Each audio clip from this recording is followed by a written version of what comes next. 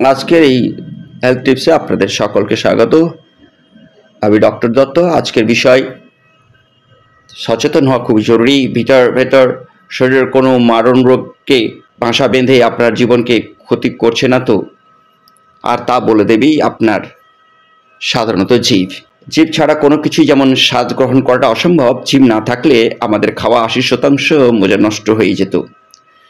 কেবল স্বাদ গ্রহণের জন্যই কিন্তু নয়, কিন্তু বিশেষজ্ঞরা বলছেন জীব দেখেই কিন্তু বলে দেওয়া সম্ভব আপনার শরীরে কি কি রোগ বাসা বাঁধছে। সেই কারণেই আমরা কোনো কারণে ডাক্তারের কাছে গেলেই দেখবেন চিকিৎসক প্রথমেই জীব দেখাতে বলেন। স্বাস্থ্য বিশেষজ্ঞরা বলেন সবচেয়ে বেশি ব্যাকটেরিয়া মুখে থাকেই, মুখের মধ্যে সবচেয়ে বেশি ব্যাকটেরিয়া থাকে তা জীবেই।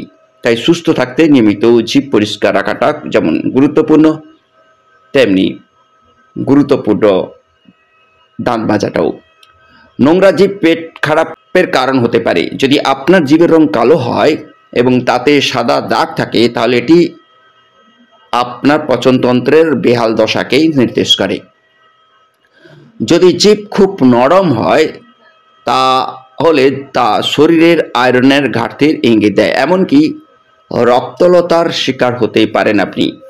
আবার ভিটামিনের ঘাটতির কারণে জীবের হাল খারাপ হতে পারে। প্রচুর পরিমাণে পুষ্টি এবং ভিটামিন জাতীয় খাবার দাবার গ্রহণ করা প্রয়োজন।